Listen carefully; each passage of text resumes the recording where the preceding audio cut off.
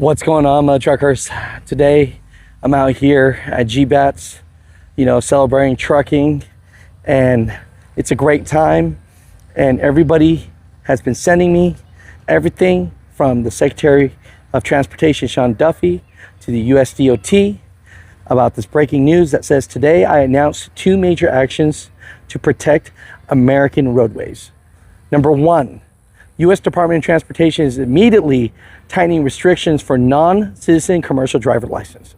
Number 2, all states must pause new non-citizen driver's license until they meet federal safety standards.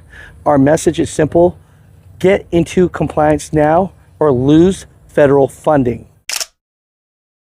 We have a government system designed to keep American families on the road safe, but that system has been compromised. I'm talking about non-domiciled commercial driver's licenses that are issued across the country. So in plain English, this is a license to operate a massive 80,000-pound truck that's being issued to foreign drivers who are not U.S. citizens or lawful permanent residents. That is why today I'm announcing 2 immediate major actions. Number 1, we're issuing an emergency rule that fundamentally overhauls who is eligible for a non-domiciled CDL. These tighter federal standards, they're going to keep Americans and families safe on our roadways. Now, this is not a proposal. This is a final rule, and it is effective immediately. Jesse's going to go through those details in just a little bit, but here's the bottom line. Non-citizens will not be eligible for a CDL unless they meet a much stricter set of rules. So USDOT announces immediate action against issuing of non-domiciled CDLs with direct action against California. U.S. Department of Transportation has implemented emergency action restricting the issuance of non-domiciled commercial driver licenses across the U.S. triggered by audit findings. The action follows a nationwide audit that uncovered widespread non-compliance, including illegal issuance of CDLs to foreign drivers. California is the target. California was cited as the worst offender, with over 25% of the non-domiciled CDLs improperly issued, including to drivers who were no longer legally allowed in the U.S. So stricter federal requirements are imposed. CDL applicants must now have an employment-based visa, mandatory immigration status check via the SAFE system. Secretary Duffy's statement says that it calls the findings a catastrophic pattern and a threat to the public safety, warned that improperly issued licenses endanger families and must be revoked. Enforcement actions against California must pause all non-domiciled CDL issues immediately, must revoke and reissue non-compliance license, has 30 days to comply or face $160 million in federal highway fund cuts, doubling if non-compliance continues into a second year. Other states implicated, Colorado, Pennsylvania, South Dakota, Texas, and Washington, also found to have systematic non-compliance. So these new rules are effective immediately. Industry is reacting crazy. The ATA expressed support and plans to review and comment on the rule. And so overall, OOIDA, everybody seems to be down with this. Mutha truckers, tell me what you think. A lot of the guys that are here today, we have to be able to read our permits and everything else. And then on top of that, the road signs. And I've got family that work at a truck stop, and if they can't read the sign that says a truck entrance and then they still pull in the wrong way, how are they going to be able to read the road signs? Basically, a lot of these non-domicile drivers, they have a CDL or whatever their country's equivalent. When they come over here, they're just grandfathered. They don't have to take any tests or anything. They're handed brand new trucks. Look how many times, and I'm not picking on nationalities, I'm not going to name nationalities, but you've seen it as well as I have. How many times you've been at the truck stop? You've seen truckers sitting there in the fuel island, peel off one set of DOT numbers and company name and put the slap on another one. And you know damn good and well their logs are hotter than a stolen pistol. Show it to them.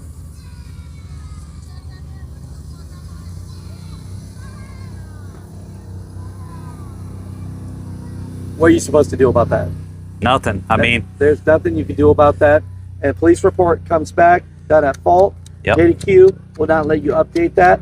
And Correct. because now it doesn't have anything on not preventable, it's dragging your name Yeah, it affects my employment status, which if my friend didn't know me, you know, I could have lost my job over this, because anybody else would have been like, oh no, you know, we can't have you because of this being on your record. We need to talk about my DataQ with Federal Motor Carrier, and for drivers to be able to present their case for missing or incomplete data that gets entered.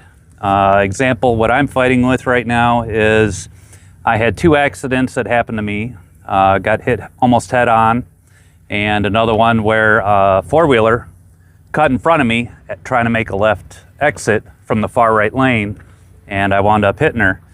The biggest thing is they were not preventable, but trying to get it marked as not preventable has been the big issue. I've reached out with OIDA to help me with this, and we still haven't gotten nowhere.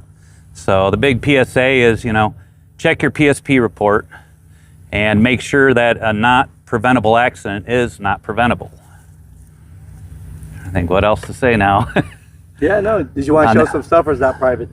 Well, kind of private with my name. Yeah. What you can do is, what you can do is just read it. But there we go. But over here it shows I got number of 2 crashes, but none of them were marked as not preventable. So this is what I've been fighting with. Same thing. What has happened because it was not marked as not preventable? Letters. Everybody that I've driven for has received letters since I live in Missouri from over there in Columbia or Jefferson City, was sending out letters to my employers telling them I'm this unsafe driver who fails roadside inspections, that I'm an unsafe driver. It really kind of messes with your name. And the person who I'm leased onto knows me, knows my history, and knows that it's crystal clean. But because of this, you get labeled, you know, that you're this bad driver. So why is it that you have video showing that you weren't at fault? Is there actually even paperwork showing from the accident that you weren't at fault as well? Correct, yes. The police report from Oklahoma, which is my latest accident that I've been fighting on with FMCSA right now, that says I wasn't at fault, and I did everything to the best of my ability to avoid mass casualties when I had four-wheelers on the left of me, on the right, and behind me. And I wound up hitting her when she cut across me, one white stripe. Then she cut in front of me, and I hit her and jettisoned her over to the other side, and then the four-wheeler that was following too close behind me tagged my trailer. Gotcha. And totaled his truck. So why does it sound so simple that on the police report it says you weren't at fault? Yep. But why is it so hard to get in the DataQ? Don't know. It's just. So we need to solve this problem. Yeah, we need to solve the problem where when you submit an RDR, what they call an RDR on my DataQ, that they need to really look at it instead of just denying it and closing out the case. Gotcha. I've reopened the first one about 4 or 5 times after they kept closing it. So I redid another one last week, and immediately they closed it. So it's just, something's got to be done on that for all the drivers that are not at fault, because to get letters from your employer finding out that FMCSA is saying you're this unsafe driver that's getting into accidents when that's not the case.